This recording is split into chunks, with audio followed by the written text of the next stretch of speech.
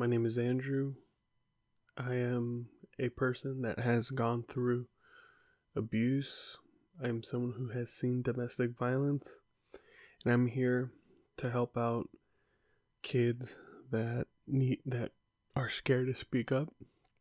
As someone who was scared for years to speak up and finally did, it changed everything for the good and the bad. But I'm here to tell my story. So this is my story. I was born by two people who were not really in love with each other. I was born in Ventura, California, July 18. I have four siblings between my mom and my dad. And I have two other siblings with my mom and her significant other, and also my dad and my stepmom. I have two other ones with them, so I am the oldest out of 8 of children. So out of 8 of us, I am the oldest. And the story is mainly focused on 4 of us. The 4 of us that are the ones that are from my mom and my dad. So growing up, abuse was everywhere, whether it was between my mom and my dad, or my mom and us, or my dad and us. Things that I've seen and heard, most of these are allegations. The person, when I talked to them about these allegations, they denied it, of course, and those in the family from each side have told me these stories. I don't know whether to believe them, but as someone who's been through all of this, I'm not surprised from hearing these stories. So there's a story that's been told by both sides of the family that twice my mother had abandoned me on the side of the freeway. As crazy as that sounds, I don't know whether to believe it. I have, of course, talked to my mother about it.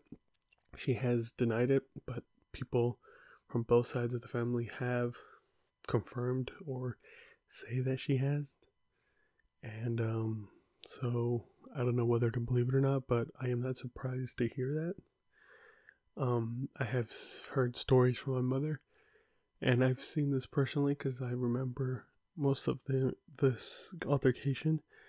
My mom and my father were having a verbal discussion that had led to some physical stuff, where it led to my father going to jail. My dad was about to hit my mother with a glass cup, but right before he hit her in the head, he cracked and squeezed the cup right before, and my mother rushed me and my siblings to the security post that's at the entrance of the apartments complex, and called 911, which led to my father's arrest. Beatings that I've seen my sister's one of my sisters being dragged in the air by her hair, being thrown to her bed, and getting punched and beat by my own dad. I have been told stories that my father has put my head in the toilet and hit me with a tennis racket that I've had. I do remember as a child having tennis rackets because we would play this game where like the ball, it looked like a flower almost. I don't know what it was called. I think it's racket. I don't remember what it was called, but I do recall having those as a child. I do remember an instance when I was playing a video game that my siblings, or my sister, was hit by a camera on the head. My mom says it was done purposely. My dad says this was an accident. I've heard a lot of stories that said it was an accident. He didn't know that she was there. Which I saw blood all over the place, and she now has a scar above her eyebrow on her left eye. And most of this stuff didn't stop because my parents were getting divorced, and they got divorced in 2003 but didn't separate from each other until 2005. This led to my dad having a very mental and emotional, or turning him to an emotional and mentally wrecked person. We had gotten out of the hospital, and on our way back home, he decided to try to commit suicide by jumping out of the car while it was moving. And all I can recall is my mother pushing the brakes as fast as possible, and we all screamed because we didn't know what was going on. So I was behind my dad when he did that. And then during the divorce stuff, he was, after they had separated from each other, I visited my father. I seen him punch a wall because he was so frustrated and angry of how his life is going to turn after all of this. And after the divorce, I saw my father then and there. Of course, my mother and the four of us, we all moved to some apartments in Elk Grove, and eventually we moved to different houses and stuff, and because we rented, and and during those times, the beatings and stuff never stopped. They always continued. I do remember my mom chasing me with a piece of plywood, and this was when I was like 8 or 9 years old. And for most people hearing this story, that are Latino or a minority, they kind of see these stories as, oh, those are just usuals, the spankings, whatever. But there's a point where it kind of goes above and beyond that, to the point where it's very uncomfortable for a child. Like, getting slapped, I can understand if it's this little thing like that, or a little bit harder, but it gets to the point where it's not okay for your children to have bruises that are very, very dark and very big. But I do remember, like I said, I do recall my mom chasing me with the plywood, and I went to my room and I tried to push the door for a couple minutes, making sure she doesn't get in. And I do also recall my mom hitting my brother for doing something that she didn't like, where she slapped him and he was bleeding after a slap. And it was hard to see that, and it was hard for us to even know what to do because he was bleeding. We didn't know how to clean the blood. We were living in a poor neighborhood, even though my mother was collecting child support from my father. So I don't understand how we didn't have any paper towels or anything at the time to clean it up, so we used paper plates. And around this time, and this was around 2007, 2008, my mom was making us, stay up until 12 to 1 in the morning on a school night to clean and go to the garage, because what we used to do is have our laundry done in the garage, and our dirty clothes would be all over the floor. She would make us sort them at night and clean them and stuff at night while she goes and sleeps or has fun, watches TV, and we're doing is staying up 12 in the morning, cleaning, expecting it to be done by the morning. And at around this point, we haven't seen my father in years. I had then discovered that my mom put a restraining order on him, and we wanted to see him really bad. And he was living in a room, but in the size of a really small room, like as big as my room that I'm in right now. And one night I decided to call my father and tell him everything that was going on. And on February 12th, 2008, the police showed up. They arrested my mom. They took me and my siblings to the Sacramento Children Receiving Home.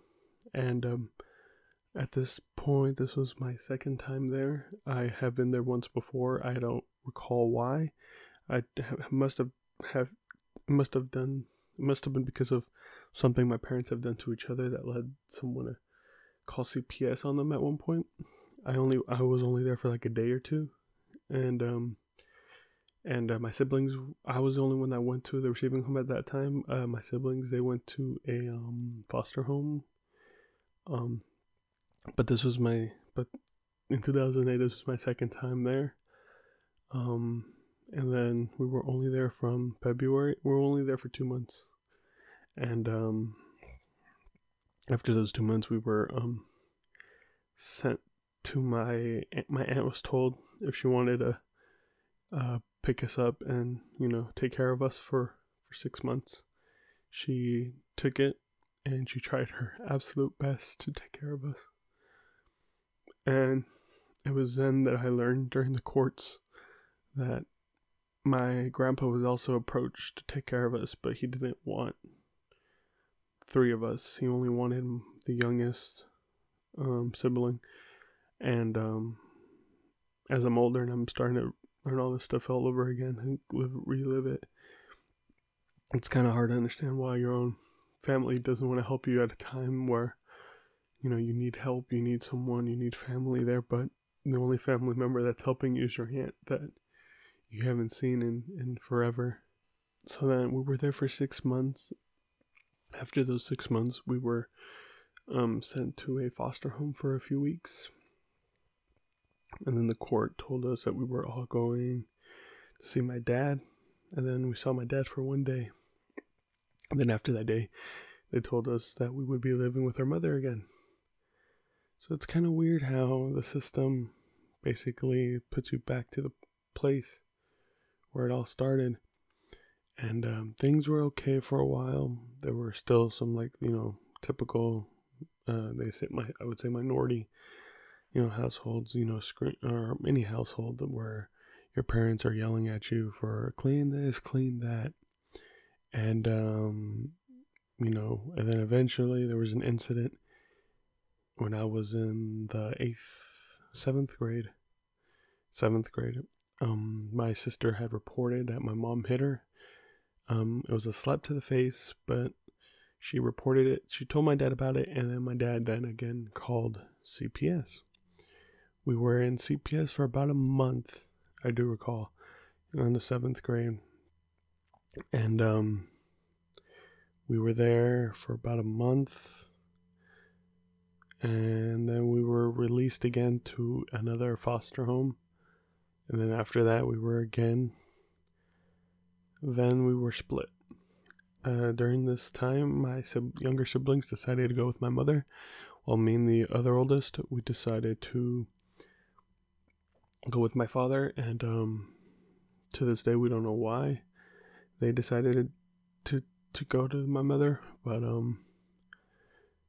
it was like that for a while. And then eventually the court says that I had to live with my mother my freshman year in high school. And there was an incident between me and my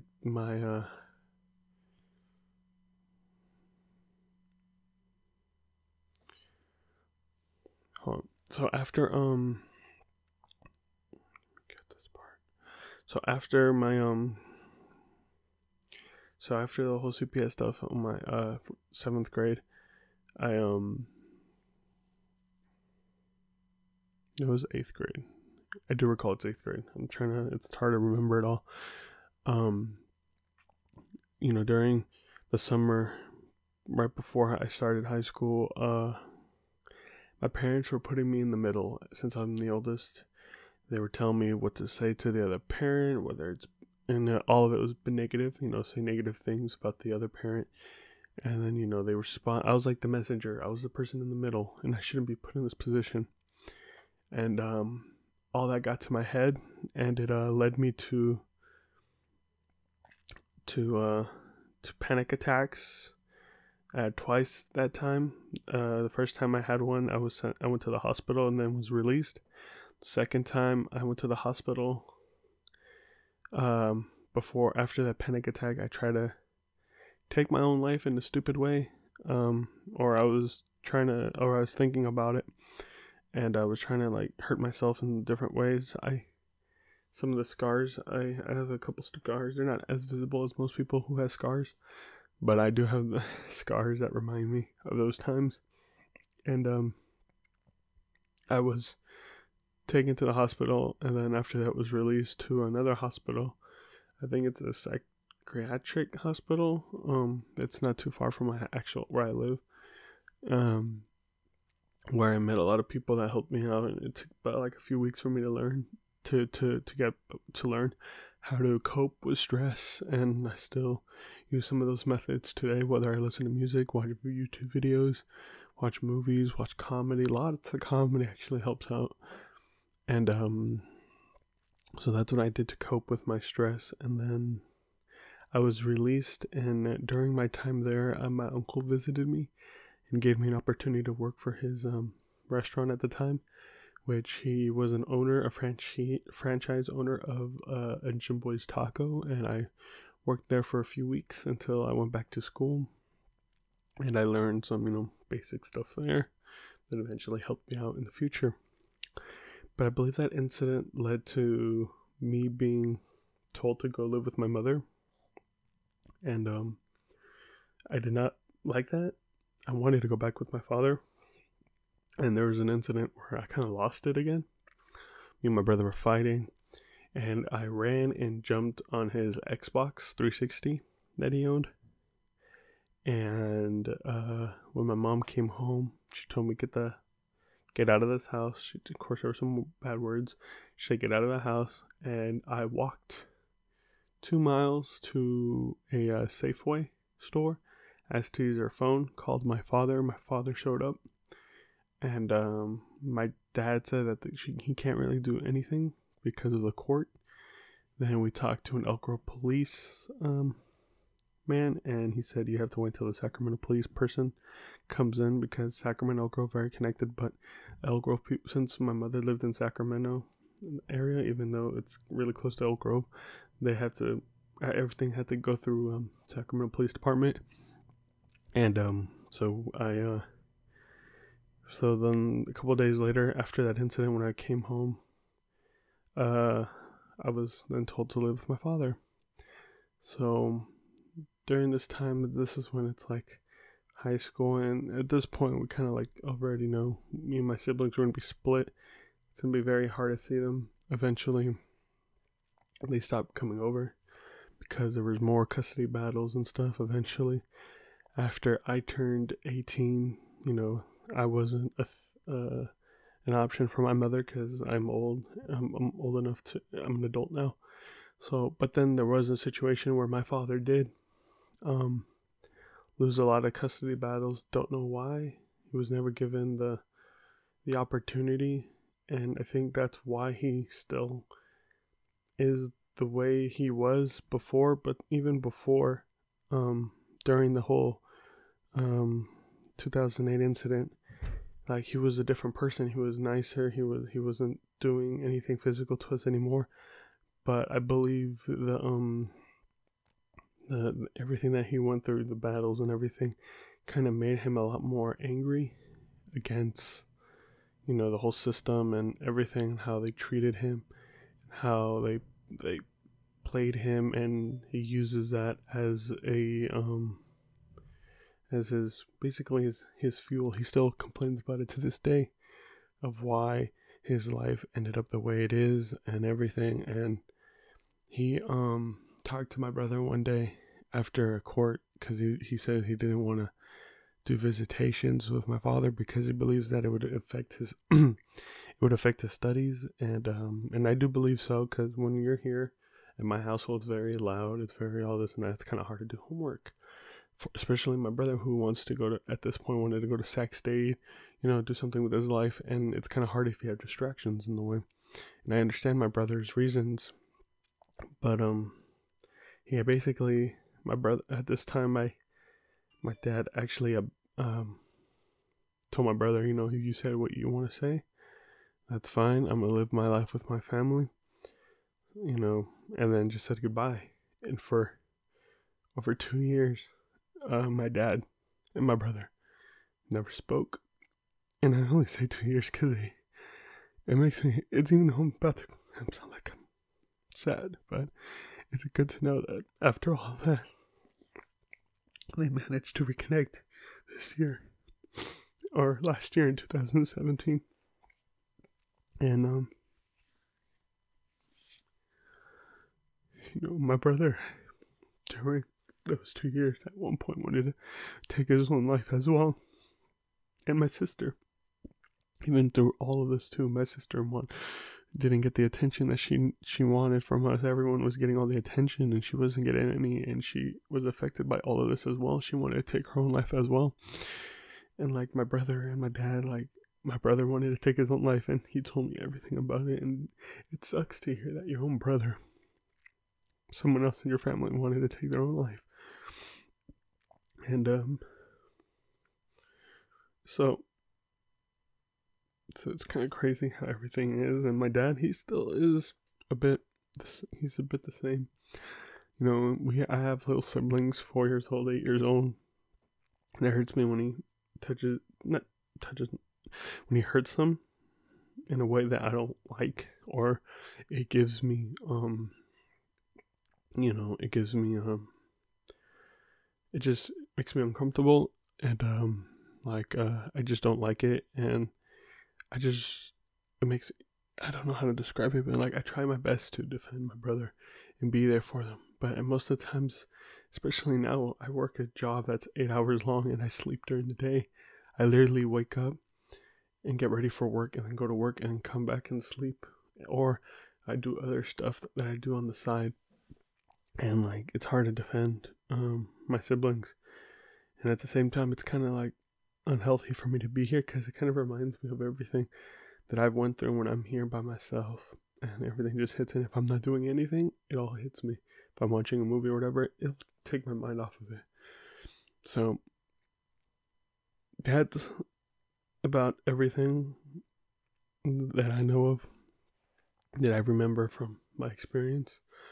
And to the children out there that are going through the same thing, speak up, talk to your friends, mothers, fathers, question why this is happening. Talk to your teachers, they'll help you out. Trust me, the process of going through CPS and everything as a child was hard. And like I tell people, that being a bigger brother at the time was hard because my mother would always be at work. We would go to daycares, or I'd be taking care of the kids. I grew up fast at a young age. And I've spoken the story to my girlfriend and family members and friends, and they told me I basically almost have like the Michael Jackson effect, where you kind of grow up fast, and as you get older, you can act a bit childish. Which my YouTube channel is where I let all my childish stuff go. I used profanity. I used words that I don't use anymore. That were are offensive, and so at the time after I got out of the hospital, I started a YouTube channel and started using that as a way to relieve some of that stuff, and use comedy as to entertain others and also to entertain myself. And I hope that kids out there could learn from my experience to speak up, and to also find ways to cope with their stress, to cope with depression, to find ways to speak up, and to you're not alone. Of course, they all say that, and I want to say you really are not alone. There's kids that are going through this all the time, and I feel like this is an issue that hardly is even spoken about child abuse. Like, children are young; they don't deserve to go through all this, and they don't deserve to have parents that do do stuff like this. And like I said, my parents, they both have kids of their own. My mother, who did most of the worst things to us when we were young, is a better person now than she was before, and I'm glad to see that she's not doing any of her things to her new kids. And I hope that I hope it stays like that. And like I said, for the young ones, do speak up. Again, my name is Andrew, and this is my story. And please speak up. You are really not alone. And I hope that at the end of all of this, all of your experience that you're going through right now, you can find happiness, and you can be happy, and you can also change lives as well.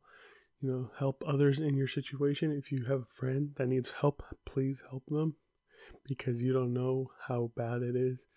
They might say some bad things that are going on, but you don't know how much worse it is. So thank you. Thank you for listening. I'll see you guys later.